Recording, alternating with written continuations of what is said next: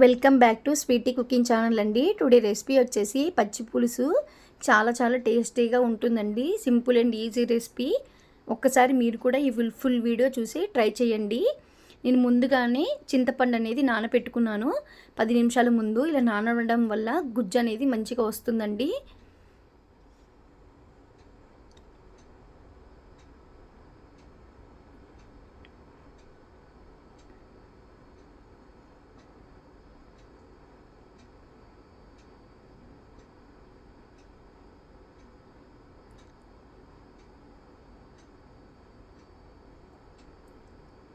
ఇప్పుడు ఈ పులుసుని వడకట్టుకుందామండి.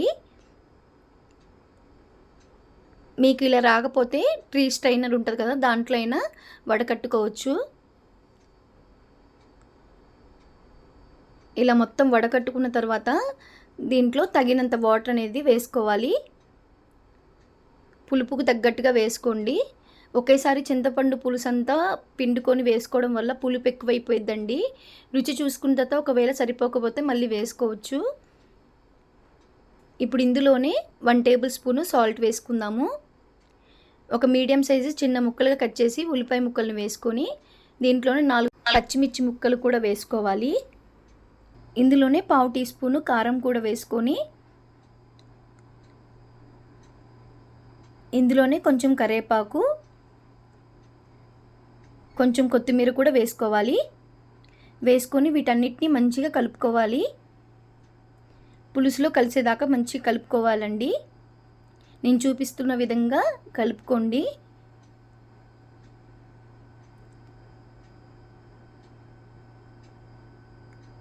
ఒక 5 నిమిషాలు ఇలా మంచిగా కలుపుకున్న తర్వాత ఒక్కసారి మీరు పులుపు అనేది చూసుకోండి. ఒకవేళ ఏమైనా సరిపోకపోతే ఇప్పుడు వేసుకోవచ్చు. చింతపండు తక్కువైనా, ఉప్పు తక్కువైనా, కారము అట్లా ఏమన్నా సరిపోకపోతే ఇప్పుడు వేసుకోవచ్చు. పచ్చి పులుసులో చాలా రకాలు ఉంటాయండి.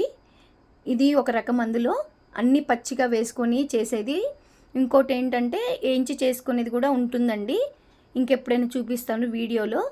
ఇప్పుడు చూసుకున్నాం కదా, రుచి మొత్తం చూసుకొని అన్నీ అయిపోయాయి కదండి. ఇప్పుడు పక్కకు పెట్టుకొని ఇప్పుడు తాలింపు పెట్టుకుందాము. స్టవ్ వెలిగించుకొని గిన్నె పెట్టేసుకోవాలి. ఇందులోనే 1 టేబుల్ స్పూన్ ఆయిల్ వేసుకుంటే సరిపోతుంది. 1/2 టేబుల్ స్పూన్ జీలకర్ర వేసుకోండి. 1/2 టేబుల్ స్పూన్ ఆవాలు,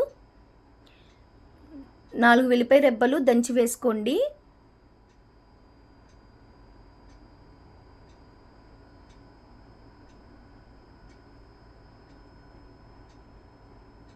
ఇలా కొంచెం మంచిగా కలుపుకుంటూ వేయించుకున్న తర్వాత ఇందులోనే ఎండుమిర్చి కూడా ఒక 3-4 దాకా వేసుకోండి. చాలా బాగుంటుంది. వేసుకొని వీటిని కూడా మంచిగా వేయించుకోవాలి.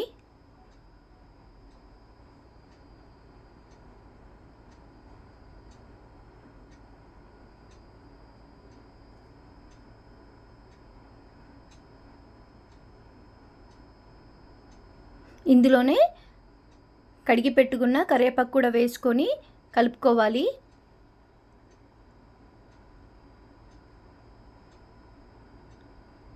మీరు ఉల్లిపాయలు అలా పచ్చిగా వద్దు అనుకుంటే ఇలా తాలింపులో కూడా వేసుకొని వేయించుకోవచ్చండి. కొంచెం మగ్గిన తర్వాత మనం చింతపండు పులుసు అనేది వేసుకోవాలి.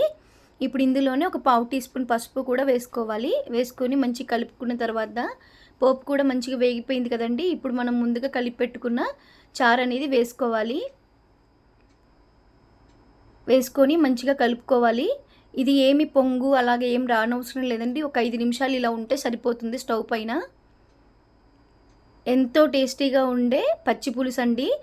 మీరు ఒక్కసారి ముద్దపప్పు చేసుకొని దాంట్లో ఇది వేసుకొని తినండి. చాలా బాగుంటుంది టేస్ట్ అయితే. మా మమ్మీ ఎప్పుడు అలానే చేసి పెట్టిద్దండి. మా అమ్మ ఎంత బాగుంటుందో ఒక్కసారి మీరు ట్రై చేయకపోతే ఒక్కసారి ట్రై చేయండి. ముద్దపప్పు కాంబినేషన్లో అంత బాగుంటుంది టేస్ట్ అయితే. ఈ వీడియో కనుక మీకు నచ్చితే వీడియోని లైక్ చేసి, షేర్ చేసి, సబ్స్క్రైబ్ చేసుకోండి.